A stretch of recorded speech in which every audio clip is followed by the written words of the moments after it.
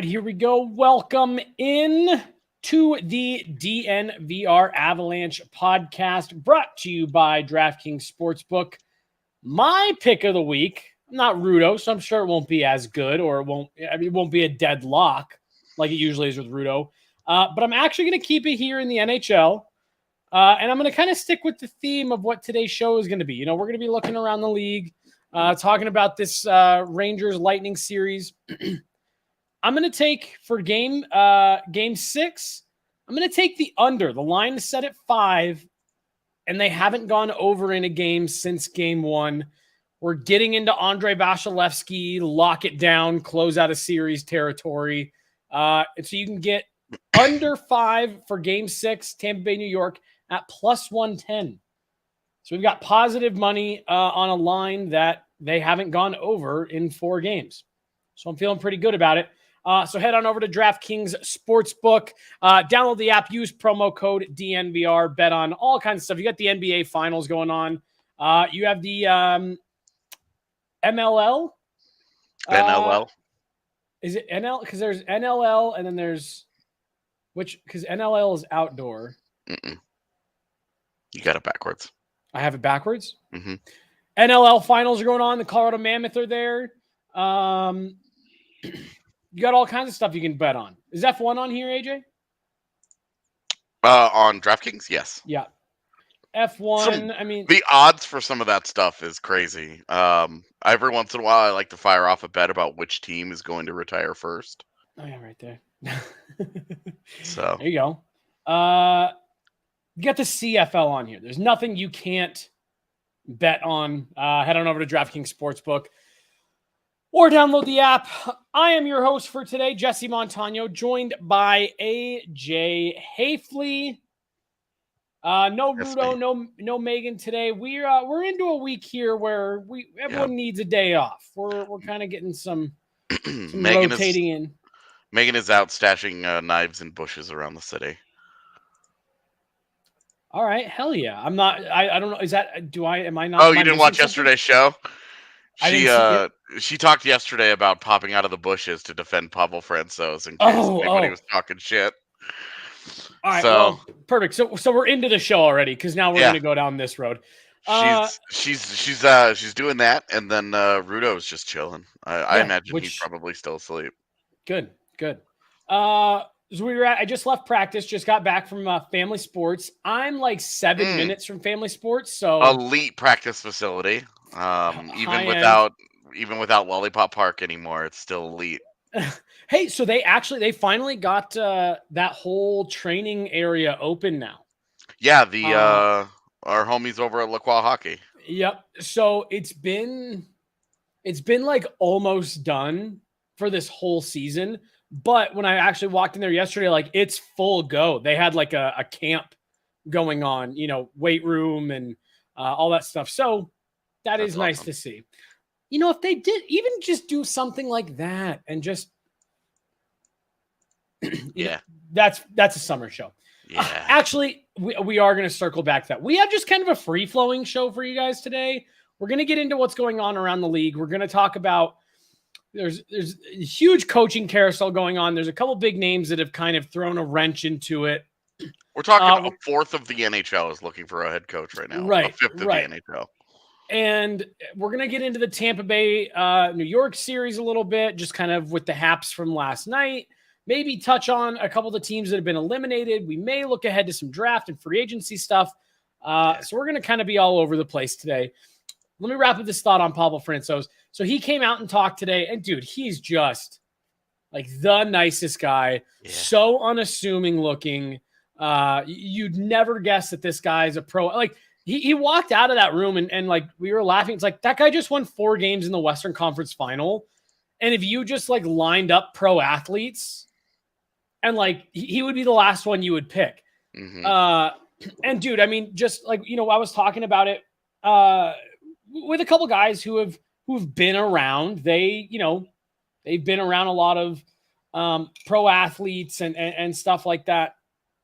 And they were saying like, you can genuinely tell Pavel Francouz and Darcy Kemper actually like want the best for the other person and actually support them. And really do just kind of see it as, hey, whoever's playing, great. We'll jump in there and be supportive and be happy and be ready.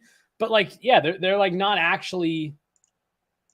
It's not cutthroat, man. It's two guys Right. who are lifting each other up, and I think that they've had a pretty good. Like, I don't think it was in any way bad with Grubauer, of course. No. But I do think that that's just part of the, again, just part of the culture. Yeah. that the team has kind of established over the last few years is that they're there to play for each other. They're there to accomplish something together, and whatever they are able to contribute to that run, they want to do. Athletes always want to be a part of it, of course, but whatever Right. whatever they're asked to do, they're willing to, and I think that that's a big reason why they are where they are right now. I agree. And it was just, it was really cool to see because, we heard from Darcy yesterday and a lot of people asked him about Francouz and, just kind of same thing. So that's just kind of my small little thing on Pavel. But so let's talk about practice facility. Now we brought it up. I don't think we're talking about it enough, and I'm sure we will get into it more once we get into the off season. But Avs fans need to be keeping an eye on what's going on with the Broncos here. I've talked to some folks, and also you don't have to talk to anybody to kind of put the puzzle pieces together here. Stan Kroenke has talked about for how long, AJ, they are directly involved with the Ilitches. If they aren't the 100% owner, they are the majority owner in Ilitch Gardens amusement park right next to Ball Arena. They've been talking about for years. You've been hearing the rumors about them tearing it down and redoing it with kind of like what they did at McGregor Square for Coors Field. Shops, restaurants, bars, living spaces, hotels, and as part of it would be a new practice facility for both Avs and Nuggets. There's been complications with money and development and moving Ilitches and all that stuff. Well, now another Walton has come to town and purchased the Denver Broncos. And what was one of the first things that was talked about in who was it? I'll pull it up real quick. But the Broncos held a press conference, and one of the first things they mentioned was redeveloping downtown. And Joe Ellis, it was Joe Ellis who mentioned that. Stan Kroenke, Josh Kroenke have talked about redeveloping downtown. A proposal was just made public about what they were going to do with that space, and they said it would expand downtown by 40%. I think there's a chance that part of the reason why the Waltons are wanting to get involved with the Broncos is because they kind of already have an in with the Avs. Stan Kroenke has tried to buy the Nuggets or the Broncos several times. This may kind of be a step towards seeing all of that getting developed, and that area between Ball Arena and Empower Field over the next 10, 15 years just completely getting redone to accommodate Avs, Nuggets, Broncos. It's just interesting. Yeah, we'll see. Our frustration is that in the meantime, the Nuggets or Avs are left out in the cold because the Cronkies aren't going to do something temporary. They viewed the setup that they're in right now as temporary, but we're going on. The Avs have been there since the 90s. Yeah. The Nuggets, when they first built Pepsi Center and put that practice facility in there, it was a state of the art for 2001. You're 20 years later, and you haven't done enough. And so they are viewing it as temporary because they have this big redevelopment project that they're working on that they're hoping is done by 2040. And great, by 2040, it could be amazing. But neat. It doesn't do anything for now, and both of your teams, who are in championship windows, by the way, are in outdated facilities and not on television. So it's like, great, I understand that you guys are real estate guys, but can you guys get something together, please? Yeah, the TV one is one that will not be affected by what the Broncos are doing. And I don't know, has it been like Josh Kroenke gets up and does the press conference a couple weeks ago? His first presser in like 6 years. Yeah, and mentions how Altitude's operating at this massive loss. Did you get the sense at all by that, AJ, that they were like bothered by that or in a mood to make it change anytime soon? No. I think they're fine. I just don't think they care, man. So we didn't really get into the Josh Kroenke presser because it was about the Nuggets, but also like everything that was relevant to the Avs we've heard before. So it just doesn't matter that much. Yeah, and honestly, I don't. So here's the thing. The question right there in the chat. Updates have been made to Ball Arena. Yeah, like they have updated it. They own that, so they have a vested interest in making it nice. Yeah. And so they continue to upgrade that, but it's the other things that they would have to invest in that they just don't seem very interested in. Well, and like the locker room, like, yeah, they've technically kind of refreshed it, but the bones are all still the same. Yeah. There's just some things that, like, none of what the Avs have and the Nuggets, none of it is bad. None of it's like, I can't believe this is what you use. It's just like, come on. Yeah. In terms of like facilities. And we don't have to spend too much time here, but this is something that I've been kind of keeping an eye on since the Waltons name kind of came up, because I do think them and the Kroenkes will get together on redeveloping a lot of this area. So you hope. And that's great. Like I'm really excited for that project to be done in 20 years, but in the meantime, it doesn't do anything. Well, we'll see. I mean, 20 years is when it's finished. We'll see what happens, but you hope it's a step in the right direction. Coaching or game last night? What do you want to get into first? Get into the game last night. So Tampa Bay Lightning win 3-1. Slow. That was one thing I was talking about with someone when we were watching Game 3, I believe it was, of Tampa, New York. Man, you just go from watching Colorado, Edmonton to Tampa Bay, New York, and I think slow is a great word to use. Yeah, I mean they just play a slower pace, and like Colorado, Edmonton that was an absurd pace to play at. It was frenetic the entire time, and neither team wanted to really you wanted to slow the other team down, but you don't want to slow the game down because both of those teams are at their best playing with pace. So they were just I think Edmonton and Colorado were two teams that brought out the worst in each other. In terms of they want to get out and go, they want to get out and do that, but it also opens up your structure is a lot harder to stay true to when you're getting up and down that fast. Yeah. And I couldn't remember. I was actually going through the last couple years worth of postseasons trying to remember a conference final or a final that was as fast as that was. Because usually the thing, it's defense, it's structure, it's being heavy, Dallas, Montreal, the Islanders. Those are all teams that have been in the conference finals or cup finals the last 3 years.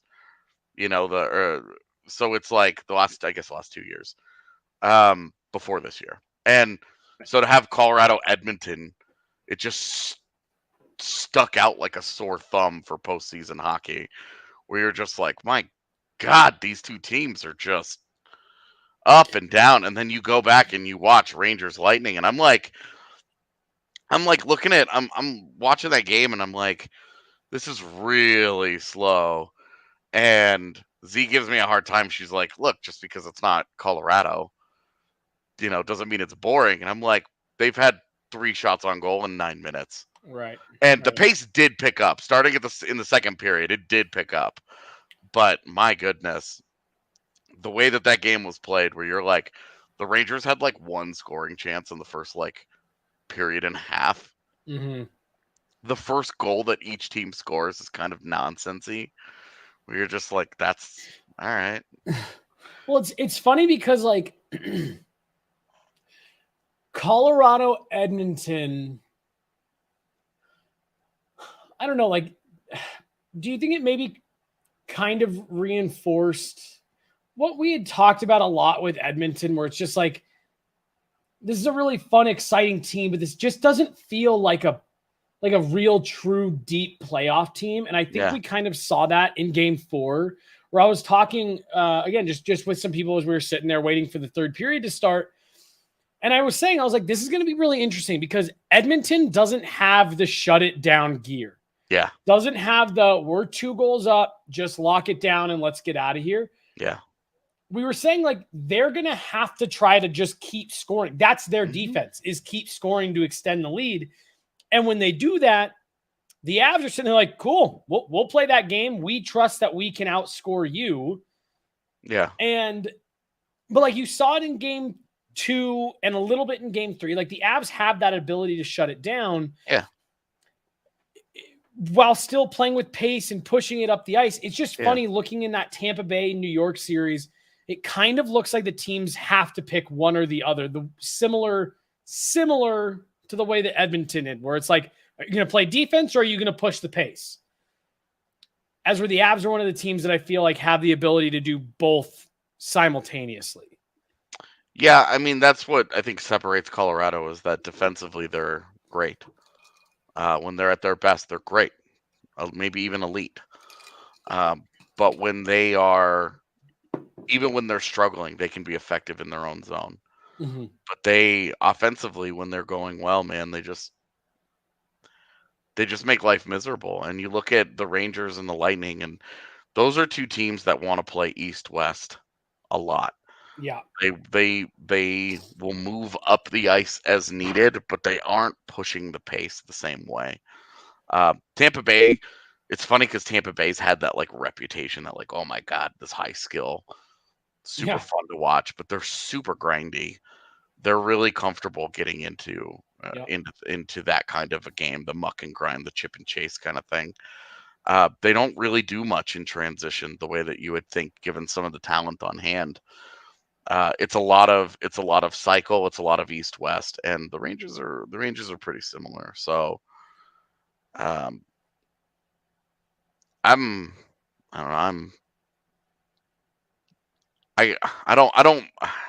know. We'll get into series previews and predictions and all that stuff next week. But watching them, I'm just curious how each team is going to handle the adjustment, because Colorado's they're going to have to play with tip-top structure, which they have not had to play with consistently against the teams out west. And then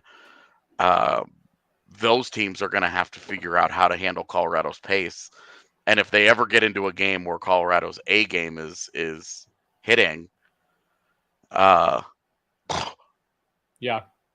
I don't know if either one of those teams at this point is going to keep up, outside of the one thing being exceptional goaltending that can always be the great equalizer.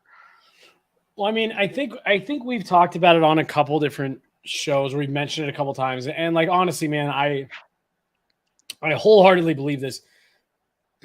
Nobody's at 100% this time of year, but if you are just comparing every team's, like you said, A game, everybody that's left, every team's A game, forget even everybody that's left, everyone that was in the playoffs, I just don't think there's any team whose A game is where the Avs' A game is at. Now, you have to play it. You have to get there. But if they get there, watching this Tampa Bay New York series, those are 2 very good teams. It is going to be a tough final. It's going to be such a fun final, regardless. I really do feel that way. That if you get everybody's A game on a single night, I just don't know if there's anybody that stacks up to the Avs right Yeah, now. if you're getting an A game from Colorado, you're also getting an A game from Darcy Kemper. And Right. if you're getting that A game from everybody, I do feel like they are the best team, certainly that's left. Yeah. Which was all that really matters. I feel like, hey, you're not going to get an A game every single night, but if you do, that's a dub. You're walking out of there with a win. Mm-hmm. Yeah, you feel pretty good. Because if you don't, it's that game 5 last year against Vegas where you played a great hockey game and lost. Right. And that's hard to come back from. For sure.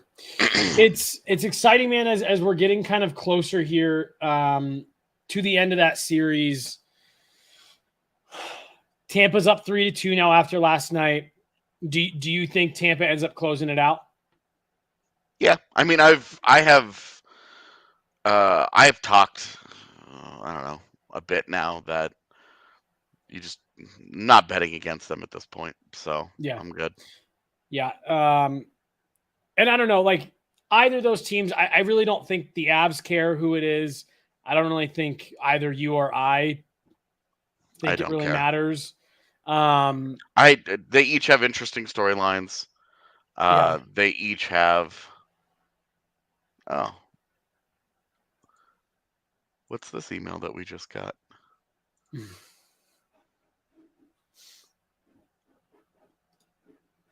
Oh, okay. You're scaring me. No, it's just the schedule for the Cup final. Oh, okay. I'm like frantically refreshing all my No. emails. Like, oh my God. It's just the schedule for the Cup final. They if Tampa Bay wins Game 6, it starts on the 15th.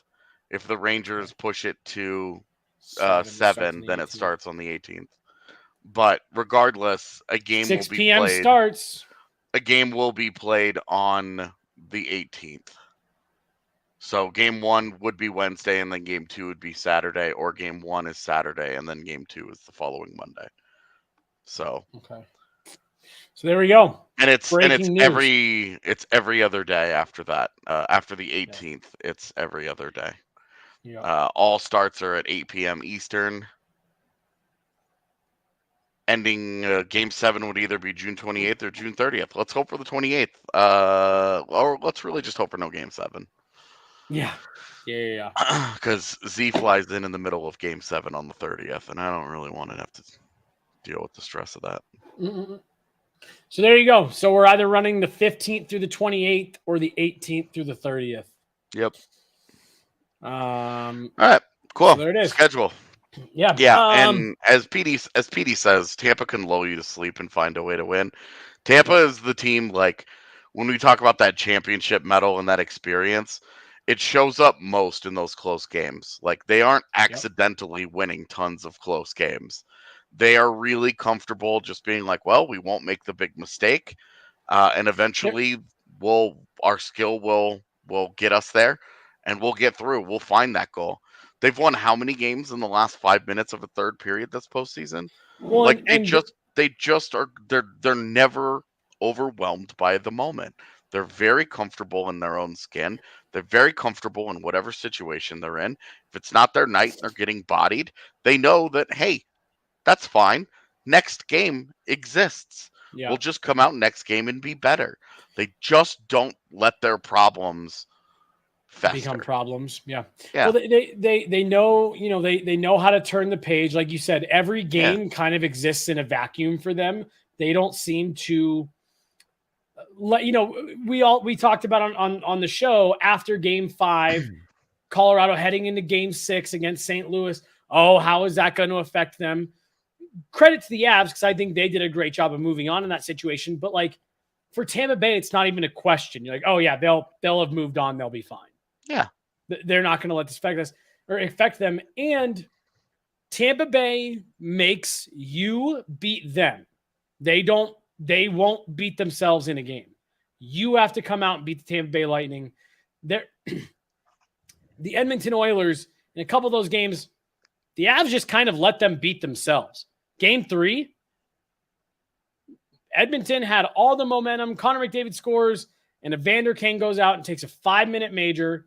takes all the air out of the building. The Avs keep the puck on their stick for 5 minutes, and it just kind of, talk about lull, like it lulled the building to sleep for the rest of the night. The Avs just let the Oilers beat themselves in that game and took advantage, locked it down. Yeah, the frustration there is also, not the frustration, the concern that I would have is that even getting in that position, the Avs did plenty of beating themselves to get to where they were. You're just handing away breakaways to teams, and God, yeah. that's you're like, dude, you're making this as easy as possible, and you just can't you can't mess with that with Tampa Bay, because they'll just take it and they'll be like, thanks, and then they won't give it back to you. Right. Yeah, that's the difference. Is we talked about just a few minutes ago, heading into the third in Game 4 against Edmonton. You're like, well, you'll get your looks. Yeah. Of course, it's Edmonton. They suck defensively. You don't know that you'll get any looks if you're going into a third period against Tampa Bay down 2 goals. You may not get a look the rest of the game. So it's going to be fun, man. The last thing I'll say, and then we can kind of move on to the coaching and just some of the other stuff going on around the league. There is part of me that I really am hoping it's Tampa, because this would be the first final we've gotten in quite a few years where I feel like it'd be a true best on best. It's a toss-up. Going back to the beginning of the regular season, these are the 2 teams that everyone kind of thought would be here. We've had some fluky runs in the last few years, and they've all been fun. But if it's Tampa, this will be by a mile. Yeah. On paper, the toughest Stanley Cup final matchup that they have had so far. Yeah. I looked at their last couple of years worth of runs, and their runs got easier. Yeah. As they went, just in terms of the teams, and this year you look at it, and Toronto, that was a whale of a test, man. Yep. And yeah, like I said, I don't really think I have a preference either way. New York makes me nervous. They have a little bit of that team of destiny. Yeah, and when was the last team of destiny that actually won it in the Cup final? LA. Because we talked about that shit. Yeah, what was that, 2014? Yeah. So that's kind of my point. Well, is that 2012 was their team of destiny run. So okay, so yeah, they just don't, Dallas and Montreal had those things too, and then they got to the Cup final, and you're like, oh, they got beat down. Okay. Yeah. No, so either way it'll be interesting. Either way it'll be a great matchup. Fun storylines. It's gonna be a blast, man. I'm anxious to see who comes out of there. Any last things on Tampa, New York? No. Perfect. As always, I want to remind you guys, this is the DNVR Avalanche podcast, brought to you by DraftKings Sportsbook. Also brought to you guys by our great friends over at Evoca TV. Obviously, if you weren't able to watch the Nuggets, Avs, Rapids, Mammoth all year, now you can get them all with Evoca. Evoca is a totally new approach to TV programming. It's less expensive, easier to watch, offers a better picture. It's got all kinds of national channels, but above all else, it does have altitude.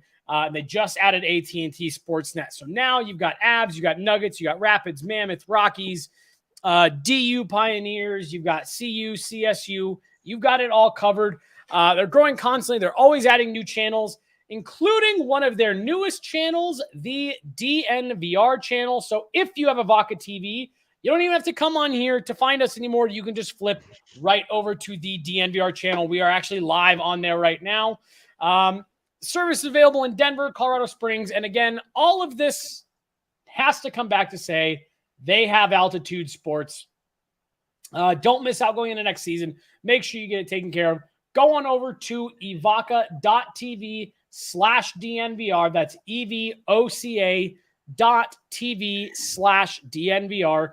Use the promo code DNVR. You'll get $10 off your first 3 months. So that makes it only $15 a month for your first 3 months plus the receiver. No contracts, no hidden fees. Just a great TV service that offers Altitude Sports for $25 a month. Again, evoca.tv/DNVR. Also brought to you guys today by our friends over at Breckenridge Brewery. Breckenridge Brewery is the hometown craft beer of your Colorado Avalanche, and they're celebrating this historic winning season with the people who have supported this community through a challenging year by gifting Avs tickets to a pair of community stars to each home game during the playoffs, and that includes these Stanley Cup finals. Breckenridge Brewery is inviting you to go to their website, nominate a stellar community member, an Avs fan who should get the chance to celebrate at a Stanley Cup final game. Go to breckbrew.com to nominate a community star and send them to an Avalanche playoff game. Look, I don't know of anyone else that is just giving out free tickets to the Stanley Cup final. If you've been in the aftermarket, on any of the aftermarket websites, you will see that the ticket prices are up there. They're crazy. So go nominate someone who you think deserves to get to one of these games, see them in person, and Breckenridge Brewery. Head on over there. Second period here, DNVR Avalanche podcast brought to you by DraftKings Sportsbook. Jesse Montano joined by AJ Haefele, getting caught up on some of the stuff going on around the league. We've got some time off, so we may do a couple of these pods. Yeah, if it ends up being the 18th, then we'll have a few of these things. So. Yeah, we'll have a few where it's just like because I made the joke to AJ. We were talking in our little group chat yesterday, and Rudo was like, "Hey, we need to start deciding draft coverage and da da da da da." And in my head, when I first saw it, I was like, "What are you guys talking about? The draft is like a ways away. We can deal with that when playoffs are over." But then I realized we are deep enough into the playoffs that once playoffs are over, the draft is like 5 days later. Yeah, if it starts on the 18th and it goes game 7 and ends on the 30th, it will be the next weekend is the draft. Yeah. It's just because even the Avs making these second round runs, like you do playoff stuff for a while, a month. Mm-hmm. And then you get done and you've got multiple weeks to kind of get through. You start some of the draft stuff, and then you kind of get into all your like hardcore draft coverage. Mm-hmm. We're there, dude. Like it's we just got the Cup final schedule. We essentially won't have draft coverage this year for the Avs stuff. Yeah. Like there will be no like big previews or mock drafts or any of the stuff that we normally do. We're not going to do any player interviews or any of that stuff because they don't pick until the third round. Yeah. So, there's a chance that Rudo and I are going to go to Phoenix to hang out with Petey for the big draft party that they're going to have because this matters a lot to Arizona. Very much. But not so much for us. Yeah. Yeah. So, we'll see. We'll see how that goes. It's an interesting draft year too because it went from Shane Wright to is Logan Cooley going first overall? Yeah. So and then it's going to be, these drafts are always interesting when you are a year out from a really watched draft, from a draft that a lot of people have their eye on. 2023 is it's anticipated in the way that 2015 was with McDavid Eichel because of Connor Bedard and Matvei Michkov are the dudes there. So Brad is forever biased being homies with Shane Wright. So still Shane, damn it. Yeah, it's it's going to be interesting, man. Just real quick, just since we know we have someone who's friends with him now that you say that, watching, what do you think Shane Wright becomes? Patrice Bergeron. Do you think that's what he does, not what he could do? Yeah, I think that's what he does. I think he's going to be a really good number one center. He's going to be really good all around number one center. He may not have the highest offensive ceiling, but he'll get you there. Like, it'll be respectable, but he will be elite defensively in time. So I think he's really smart. I think his hockey IQ rocks, and I think that I don't know, man. I love Shane Wright's game. So it's nothing against a guy like Logan Cooley, but it has blown my mind that there are people out there that want to talk about him as the top guy. Well, when you with kids like that, AJ, I know you are a lot more dialed into the prospect circles than I am, but you and I have talked about this. For me, when you're talking about prospects like that, if you can start with how smart a player they are, you just feel so much better about them being able to, and I'm not even saying Shane Wright has major shortcomings in, any on ice area. Like, you feel better if a player can think the game, you feel better that they will be able to physically get there, as where the other way around, where it's like, well, all their tools are right there. They can shoot, they can skate, but the hockey IQ lacks a little bit. Once they get to the NHL, they'll see if they can start figuring it out. And they almost never do. That's something that we've talked about with Eric Johnson, who, has been unbelievable in this postseason. That's something. I swear your ears had to be burning last night when Rudo and I were talking about Owen Power. Because we were talking about him. Yeah, we were talking about him as a we both feel like he's got an Eric Johnson-esque career ahead of him.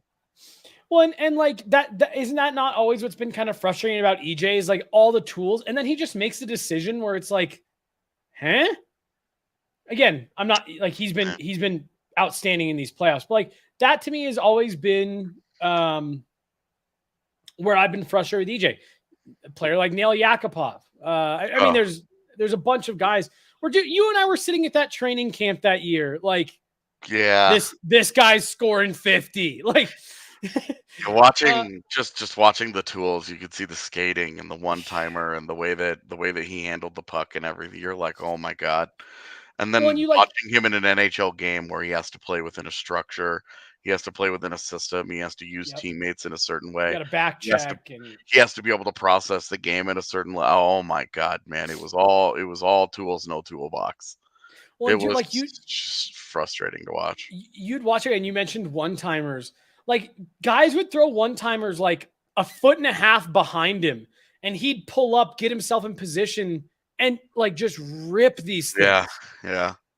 And I seriously remember you and I sitting there, and he started developing this like weird chemistry with Matt Duchene, and we were like, of course.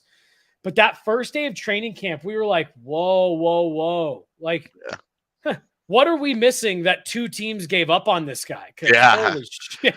Yeah.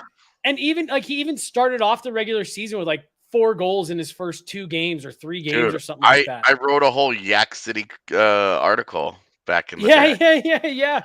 And like it looked like he maybe had the potential to find a little bit of a home, and then it just. This is why you don't get excited about the first 10 games of the season. Right. Nail Yakupov, Joel Colburn. Don't do it, guys. Joel Colburn was my next one. Don't do it. All this is say, like, you feel good when a guy like Shane Wright has the between the ears. You always feel good that guy's going to end up being a successful NHLer. AJ, I actually don't even know anymore all of the NHL teams looking for coaches. I got them. It is Vegas, Philadelphia, Boston, Dallas, Winnipeg, and Detroit.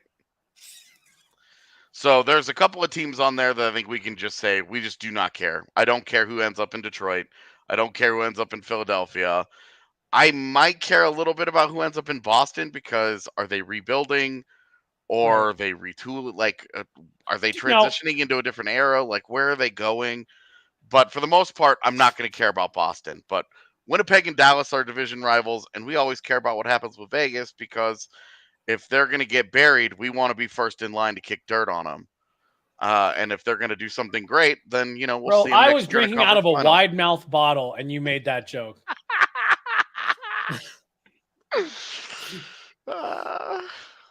Dude, World Series of Darts is crazy. It's nuts. If you've never watched it before, highly recommend going watching high level dart play. It is tremendously entertaining. Yeah, it's awesome. But yeah, well, so and would you also lump Florida into this because they haven't shed the interim tag on Andrew Brunette yet? Yeah, like Florida, obviously you have to find we've got to figure something out. Well, and so unless did you have a direction you were going with this? I mean, I was gonna skip the Eastern teams just because we don't really care that much about what goes on with them. Okay. Well, so I guess cool.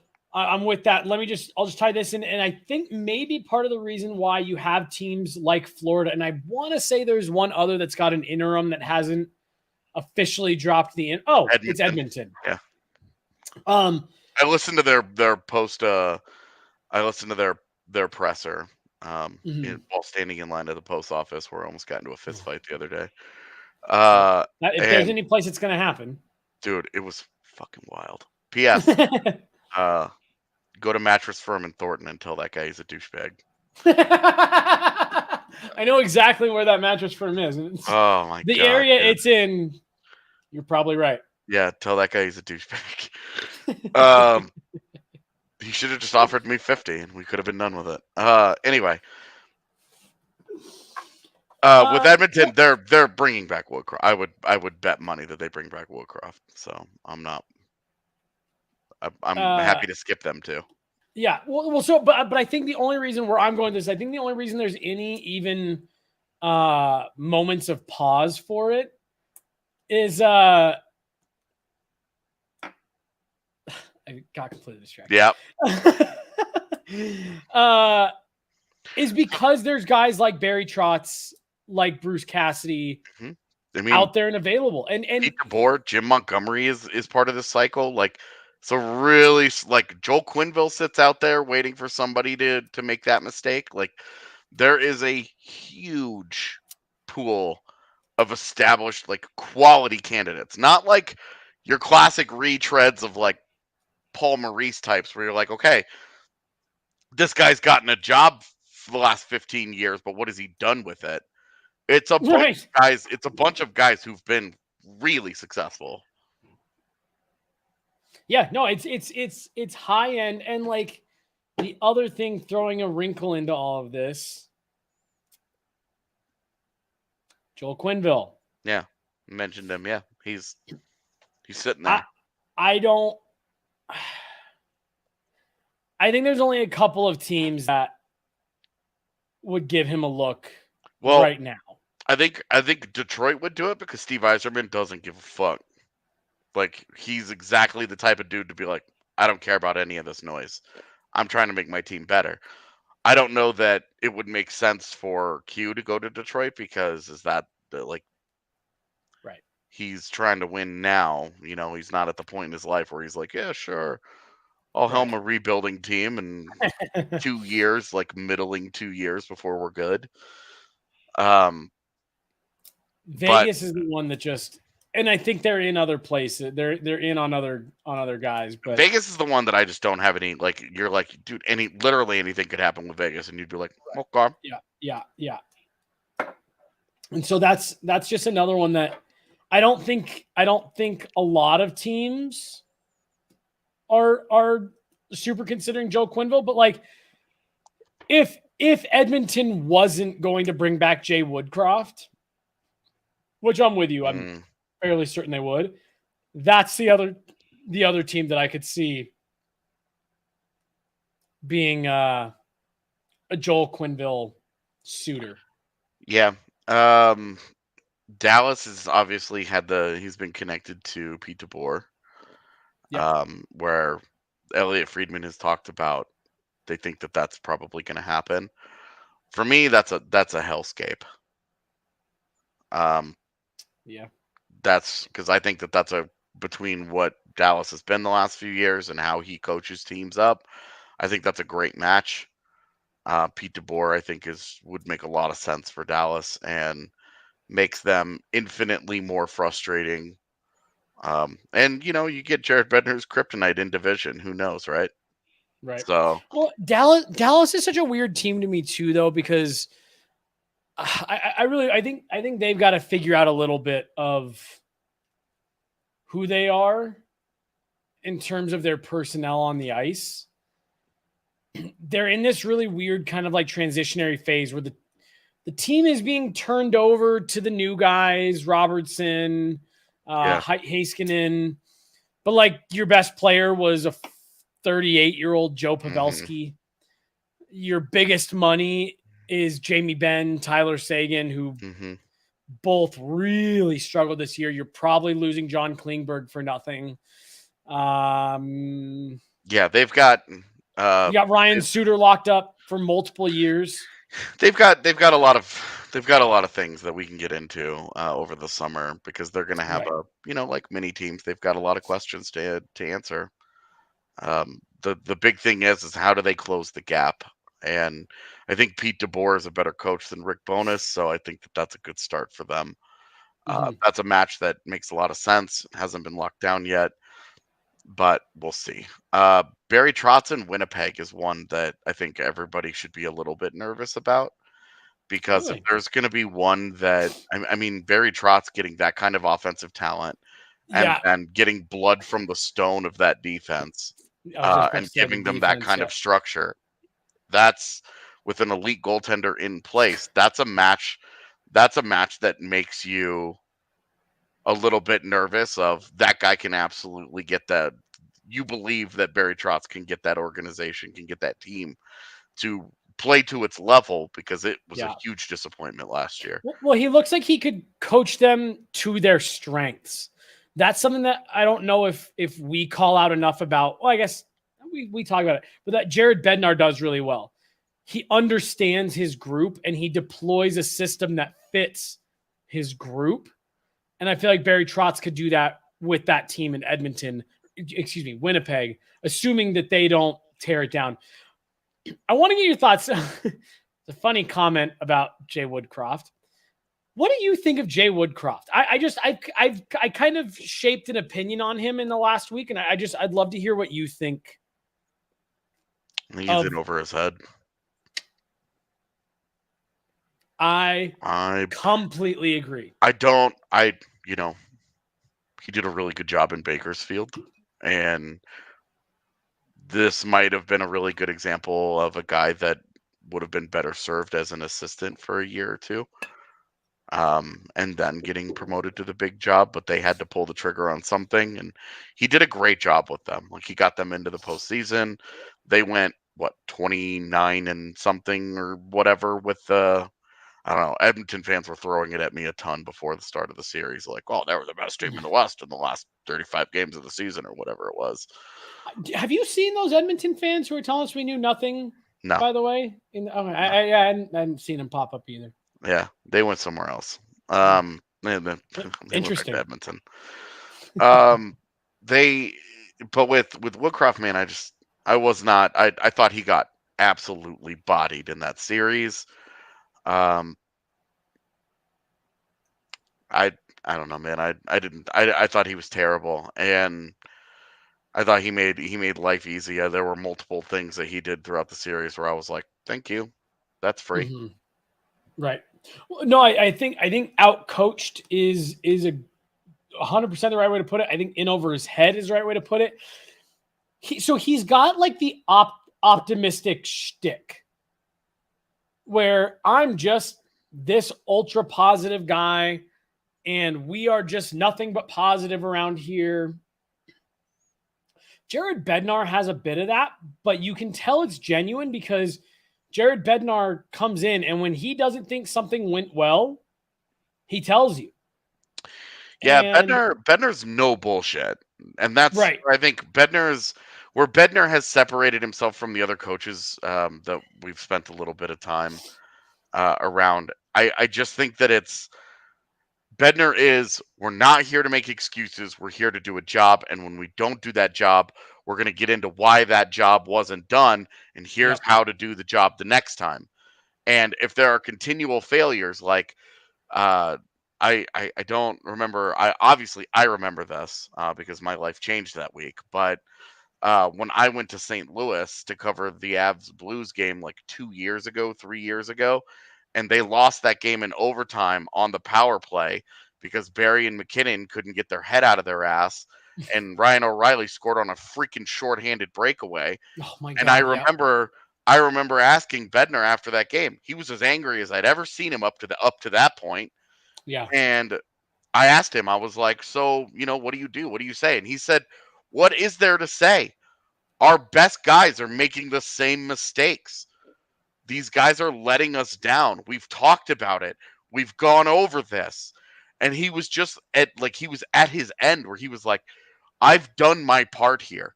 We've had these conversations. We've had video work. We've done this. We've done that. I don't know why these guys can't get it together. Yeah. And then, we saw what happened when they finally started to have 3v3 success. What is it that they did? They broke all their best players up, and they put all their best players with a really smart player. Mm-hmm. And then that was how they kind of worked their way through the overtime issues. But that was the thing with Bednar, is that here's our problems. Here's how I think we should fix them. And if they aren't fixed, then we got to talk about why, because this may just be a bigger problem. And where there isn't a lot of, there's no blowing smoke up your ass. There's none of that toxic positivity, but there's none of the toxic negativity either. It's we like what this guy does in this area, and we've got to figure this out, got to figure that out. And it's just it's about solutions. It's not about problems. Right. And where his positivity comes in is, and I believe we will fix it. And I know our guys know how to fix this. I know our guys know how to be better. Absolutely. Like really, man, like that Woodcroft, they lost 4-0 in game 2, and they got thoroughly outplayed. Yeah, they got bodied, dude. They were never dangerous. They weren't scary. Connor McDavid, you didn't even know played in that game. Outside of the highlight of Cale Makar taking the puck away from him, you didn't know that he was in that game. They got bodied. And Woodcroft before game 3 was doing all this, like, there's plenty for us to be optimistic about and plenty for us to like from both of those games. And, we think that once we get back here, friendly confines, we'll be able to take all those good things and put them to use. And it's like, did you watch the film? Yeah, and whining about officiating, because he did it after both games 2 and 3. He whined about officiating. Oh, well, there's a disparity in the penalties. Oh, the penalties. Oh, the officiating. Oh, the refs are killing us. Okay, bud. Yeah, so I was just curious as to what, because again, that is another guy who, I'm with you. I expect that they will eventually drop the interim tag and he will be the guy there. But not as convinced with Brunette in Florida, but I'm with you. Yeah, it'll be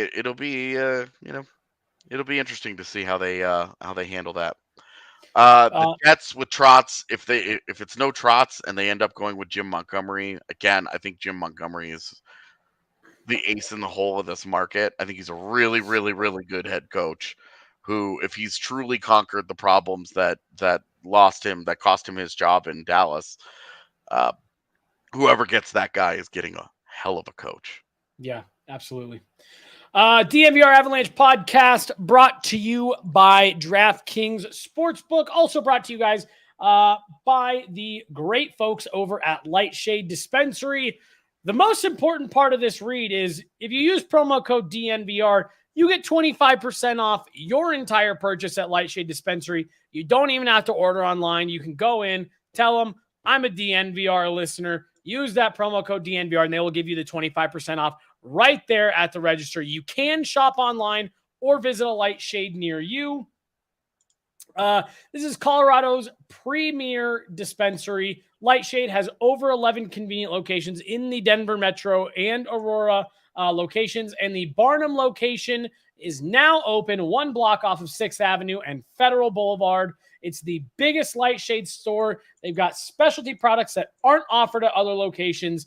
They have a premium selection of cannabis concentrates, top shelf flowers, edibles, accessories, anything that you might need. And again, any and all of our podcast listeners get 25% off all non-sale items with code DNVR. Again, you can shop online at lightshade.com or go on into a Lightshade location and get that 25% off and start enjoying all of the great stuff that they have for you right now today. It's the weekend. It's going to be beautiful all weekend. Head down to Lightshade. Get yourself all set up. We're also brought to you guys by one of my favorites, Athletic Greens. This is a product that I really have started using more regularly. I can't say I'm daily, but my fiance is. She uses this stuff every morning when she gets up, takes a drink or has a bottle of the Athletic Greens, just one scoop into your water. They have 75 high quality vitamins, minerals, whole food sourced superfoods, probiotics, and adaptogens to help you start your day right. It's a special blend of ingredients that supports gut health, your nervous system, your immune system, your energy, recovery, focus, and aging. Basically, just all the things. To make it easy, Athletic Greens is going to give you a free 1-year supply of immune-boosting vitamin D and 5 free travel packs with your first purchase. All you have to do is go to athleticgreens.com/avalanche. Again, that's athleticgreens.com/avalanche to take ownership of over your health and pick up the ultimate daily nutritional insurance. This is the third period of the DNVR Avalanche podcast, brought to you by DraftKings Sportsbook. Head on over to DraftKings, use promo code DNVR. Jesse Montano, AJ Haefele here. Gonna start wrapping it up for the day. Just kind of looking around the league.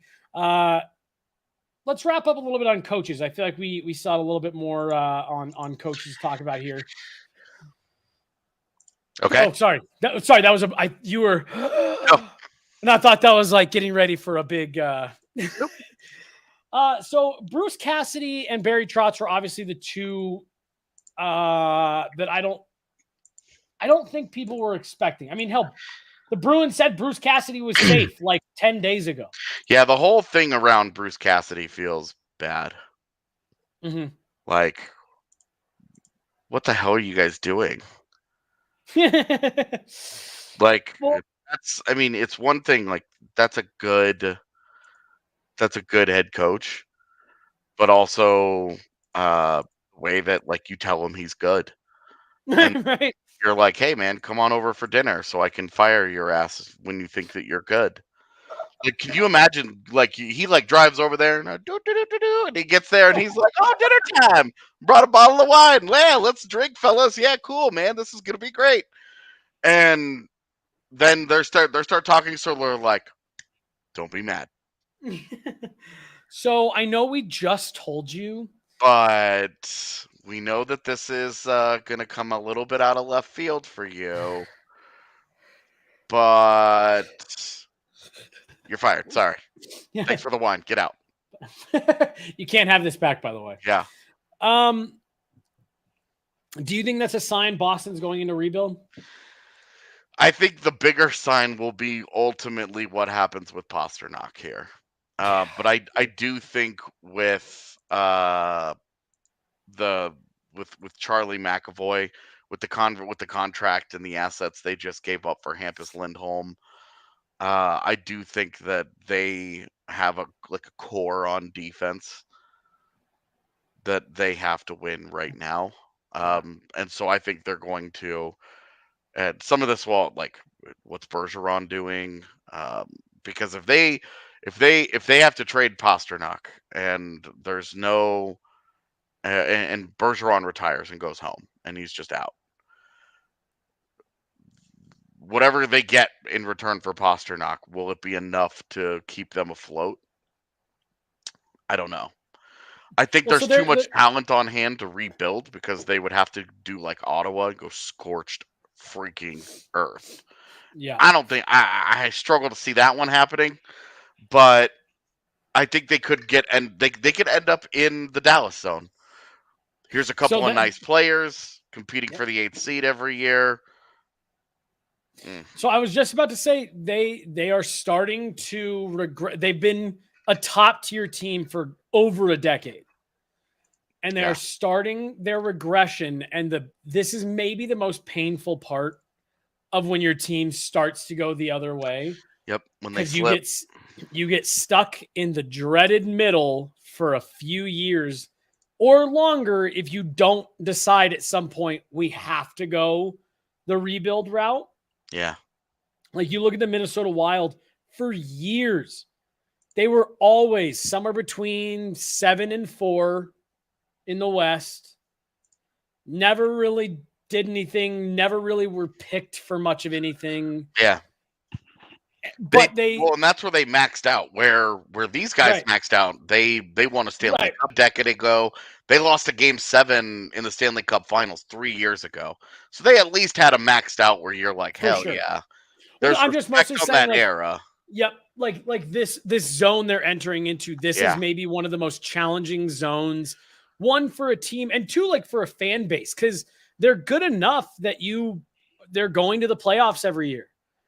And you have some good pieces every year. Are they at the point where they write the letter like the Rangers did, and 3 years later they're on the precipice of the Cup Finals, or or are they just gonna skip the letter part and just keep trying to compete along the way? Because that's the worst.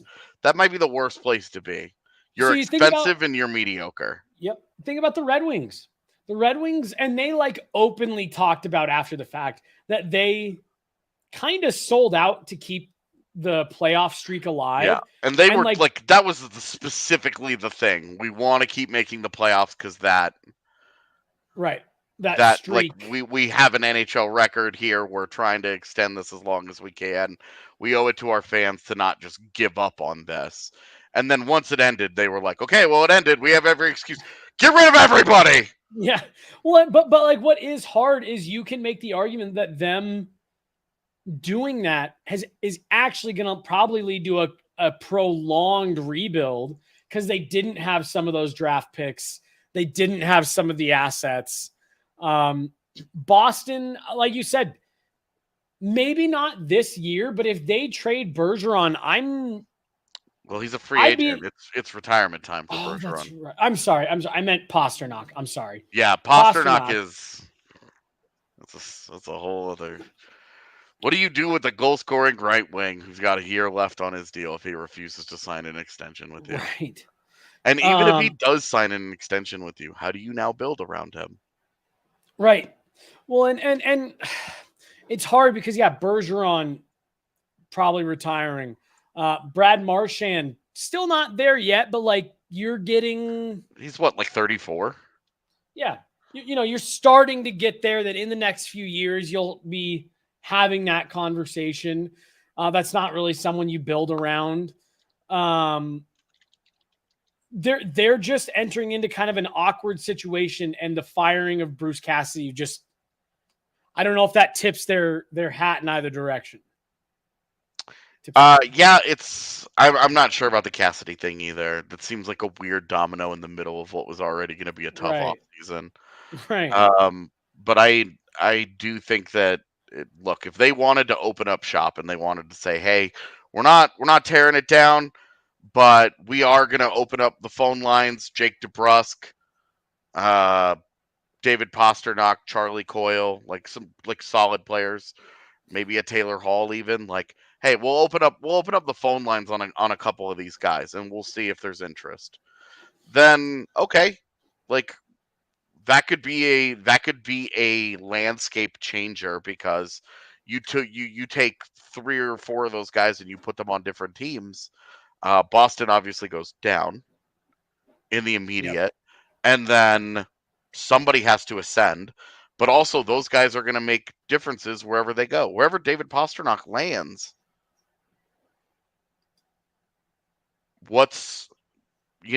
depending on the price, but that's a high-end goal scorer for you. So that's a big piece. That guy wherever he goes, he's going to be on the top line. So this is another thing that's really interesting to just when you're talking about the Bruins. How, like you said, they peaked. They had a really good run. You go back to the 2015 draft. Yeah, they botched it. 3 picks in a row. They botched it. 3 picks in a row. And when you look at the 2015 draft, the first round is loaded. It's an all-time great draft class that they Loaded. botched. And they blew it with picks 13, 14, 15. And you sit there and you say, had you made $2 from Jacob, should rename this pod to Two Kings Talk About Hockey.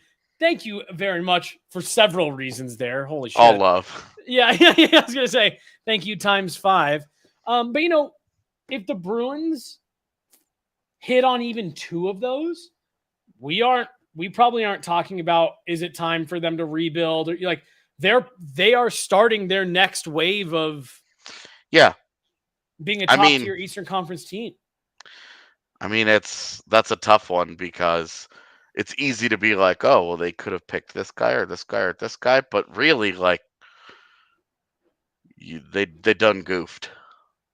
Yeah, I was going to say, and like it's always easy to sit there and like go back and oh, they could have like how many teams are going to be kicking themselves for not taking 3 teams will always wear the criticism that they passed on Cale Makar. That stuff happens. Yeah. But like you picked 3 players in the middle of the first round, and behind you left. So, and it's funny because dozen of those 3 players, Zboril was rated right where he was picked. That pick, not surprising. DeBrusk was a bit of a reach, and Senyshyn was the big reach. Senyshyn was this guy would be. We were talking about Senyshyn for the Avs in round 2, like with like the 40th pick that year, as like, hey, this guy would be an interesting pick in that area. And it was just 2 big reaches, and especially with Matt Barzal sitting right there. Kyle Connor. The thing that killed me about the Zboril pick, you obviously watched Zboril. Yeah. How is it that you watched Zboril on the same team as Thomas Chabot and came out of that and saying, Zboril's the guy that I want? Because I did that scouting. Those were guys on my list that year. I remember watching those games, and I came out of that. I was like, there's a lot of things I like about Jakub Zboril, but Thomas Chabot is the truth. I loved Thomas Chabot, and I don't know if I could see it. I feel like an NHL GM probably should have had that one too. So and then like letting Matt Barzal just be there. Seriously? So the Bruins picked 13, 14, 15. They took defenseman Jakub Zboril, left wing Jake DeBrusk, and then right wing Zachary Senyshyn. The next 3 picks, so those were 13, 14, 15. Picks 16, 17, 18 were center Matthew Barzal, left wing Kyle Connor, and defenseman Thomas Chabot. So literally, Boston took 2 forwards and a defenseman. The 3 picks after them were 2 forwards and a defenseman. And all 3 of the players taken after them have been NHL All-Stars. Kyle Connor scored 40 goals this year. Matt Barzal has been to 2 Eastern Conference Finals. And Thomas Chabot plays on a terrible Ottawa team, but I mean, is like an elite. He's a number 1 defenseman. And so, you know, it's not even like, oh, well, they were looking for. Yeah, it's not like when people are like, oh, they should have drafted Sebastian Aho, who was like a 40th ranked prospect. Right. It's the 3 picks that went right after them, and you again, you even maybe you take Zboril still over Chabot, but if they take Barzal and Kyle Connor, like it's probably like they're probably still playing in the East Finals right now. Yeah, and somebody in chat said that they might have won the 2019. That's a great point. Cup, and it's crazy. AJ, we're gonna have all kinds of. I would say between blowing that and blowing the Tyler Seguin thing. You could definitely be happy with the cup that they won, the cup that they almost won, and still look at this era of the Bruins and say what should have been. What could have been more? Yep. What could have been more, dude? Yep. Shit, man. They even blew the Joe Thornton thing back in the day. I think a lot of it, and I agree with you on the Seguin thing. Was the 2015 draft still Chiarelli? I actually know. The, I don't they think missed so. on I the think picks it was. hard I enough think that it you would was. think. I think it was Sweeney. AJ, what else you got for today, man? My big question. I wanted to talk a little bit about free agency, and we kind of ended up on a sideways path, but that's okay. First of all, Talon from the comment section says that he has a good bad food take for us. We are Perfect. always down for Yep. good bad food takes. I'm going to cut you off here for this super chat. Yeah. $4.99 from Will. Off-topic question. Since the KHL lost a lot of their foreign players, do you think a lot of Russian players go back home for playing time? No. I don't think so. I think the KHL is running into a bunch of issues, and I think players that are solidified in the NHL are not going to mess with that. $1.99 from Martin. Fitz, please fire Ruff and hire Cassidy. I beg you. Yeah, the Devils have a lot of stuff they need to do this summer. God.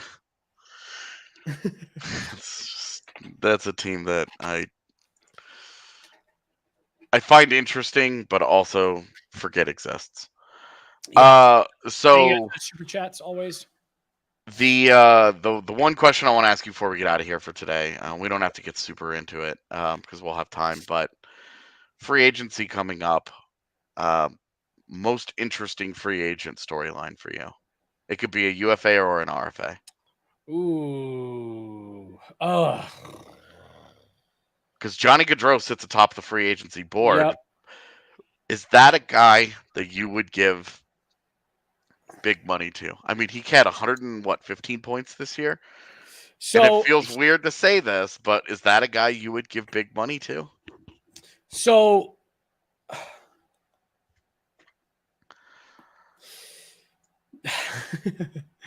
it's hard because the teams that I think will give him big money are teams that I don't think should give him big money. I think there's going to be teams that are going to try to make him a centerpiece, the guy.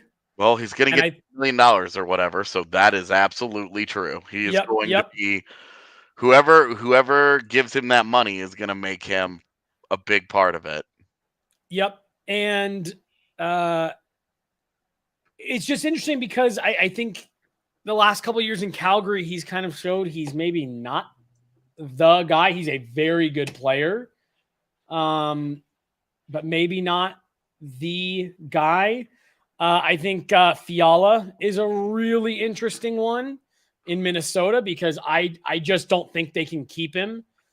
Guys, Johnny Gaudreau had 14 points in 12 playoff games, so he might have had another slow start to the postseason, but the whole can't perform in the postseason may I didn't not. say that. I know it's happening in chat, and it's a common thing. I mean, he got eaten up by the Avs a couple of years ago, and so I think a lot of people remember that. Yeah. Nordique's gear is always legit.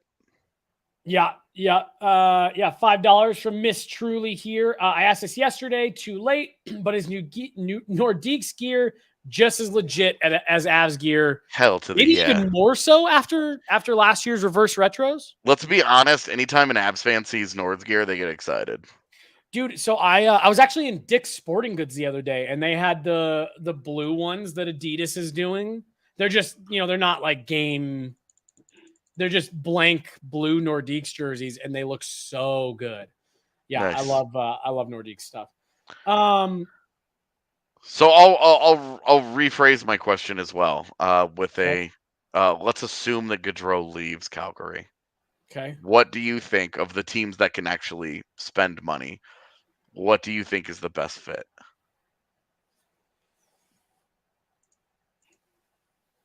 You know where I actually think he'd be fun? Is it Seattle? Because my answer is Seattle. No, my answer is Anaheim. Oh, God. Next to Trevor Zegras? No, please. The world can't handle that. Like, he just, like, a line of Gaudreau, Terry, Zegras. Or is Zegras a center? Yeah. Okay. Well, then just pick one of those two guys. Well, because Gaudreau on the left, where he plays, and then Well, I guess, yeah. Gaudreau and Terry could be interchangeable on wings with Zegras in the Right. middle. That could be fun. I agree. Fun. Yeah.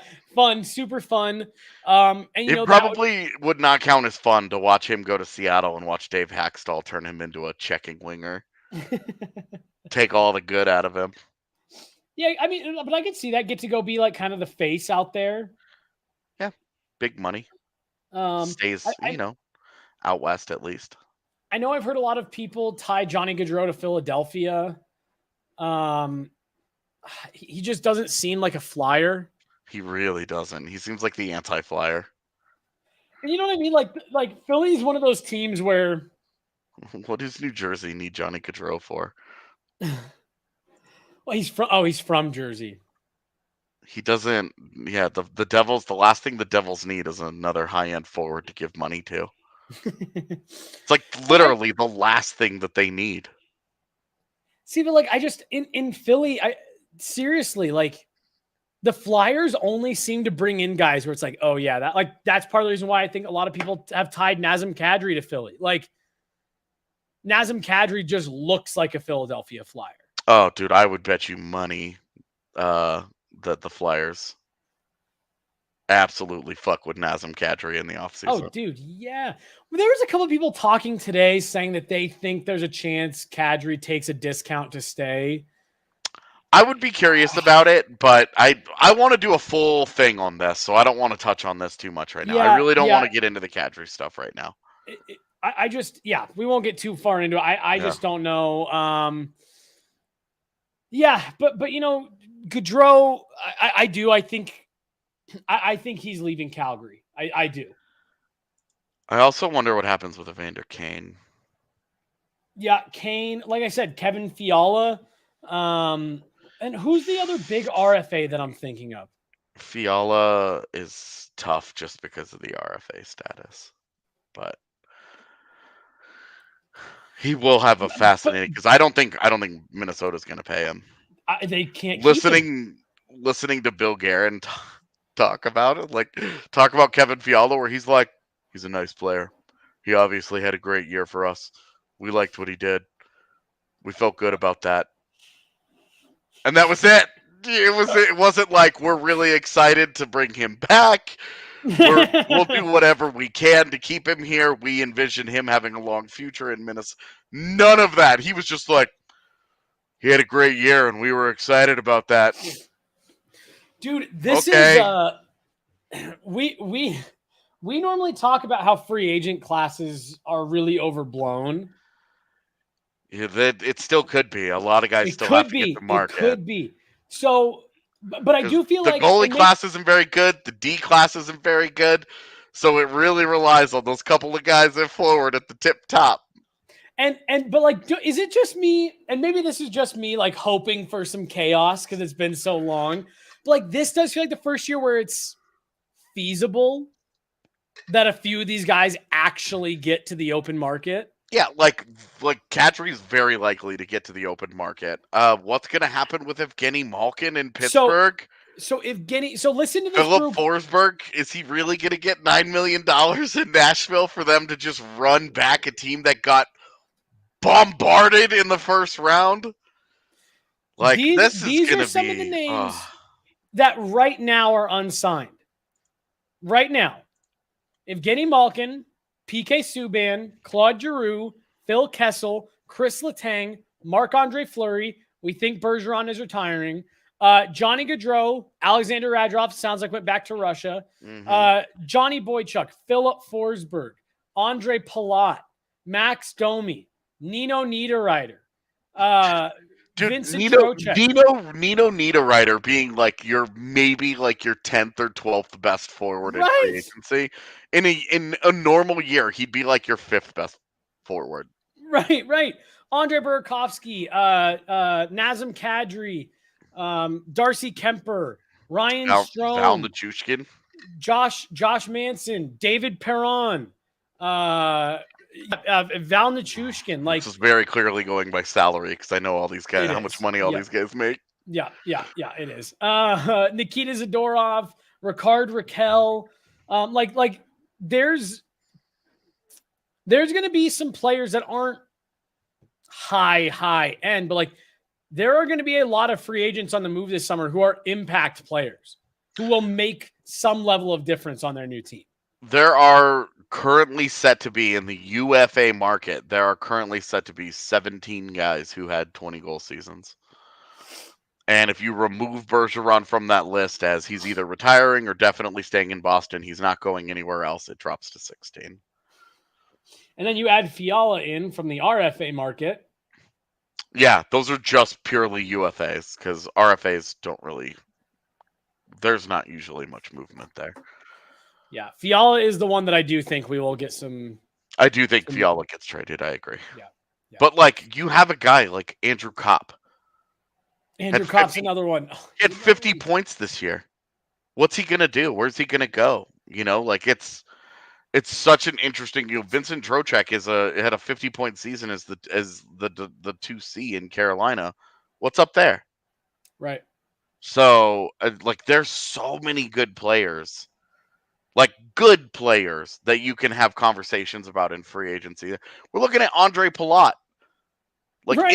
in his 30s, has had a good career, gets forgotten about in that Tampa Bay machine, and it's like they cannot afford to bring him back. They just can't. They're out of money, and who knows, right? Like who knows where that guy goes, what kind of deal that gets, but that will be a guy that people care about when he goes somewhere. He's going to make a difference. So it's going to be a fascinating market. I'm actually really excited for kind of like the off-season free agency stuff this year because I think it has the potential to be a true chaotic summer where a lot of big-time impact guys move teams. And like we kind of talked about off the top, it's even more fun and exciting because it's only a few weeks away and we are still covering the Avs in the Stanley Cup final. So it's not like we have a month of building up and endless shows of speculating and all that stuff. We're almost a month exactly from the opening of free agency. Should be fun, man. It's going to be really exciting. Like you said, this feels like the first summer where there's real potential for big moves to be made. A lot of guys finding new homes. AJ, always a blast just turning this thing on and kind of you and I just going until we run out of stuff to say. Always love chatting with you, man. It's Friday, so that means we're off tomorrow. Full day off for the Avs tomorrow as well. No media availability, no practice, nothing. So it'll probably be pretty quiet from us as well. We'll be obviously working on some stuff behind the scenes as we ramp up for next week. I have to go through and keep pulling some tape from these first 3 rounds. So I'm going to get on that. AJ, I know, is working on all kinds of stuff himself. I'm about to be going working on my Overcooked skills. I'm gonna go get my video game on while I can. Hell yeah, there you go. Yeah, like I said, we have we're getting off this show, and we have pretty the Avs are back at it Sunday, so we'll be I'll be back at it. We'll be back at it on Sunday, but tomorrow is a rare day where there's it's lined up where we have nothing, the Avs have nothing. And it's just a day to enjoy yourself. So we are going to go start enjoying ourselves. We hope you guys enjoy yourselves. Thank you so much for jumping on and listening. Shout out, as always, to the man making sure you can hear and see all of us. Here. Always appreciate what you're doing. For AJ Haefele and for here behind the glass, I am Jesse Montano. This is the DNVR Avalanche podcast brought to you by DraftKings Sportsbook. Thank you guys so much for listening.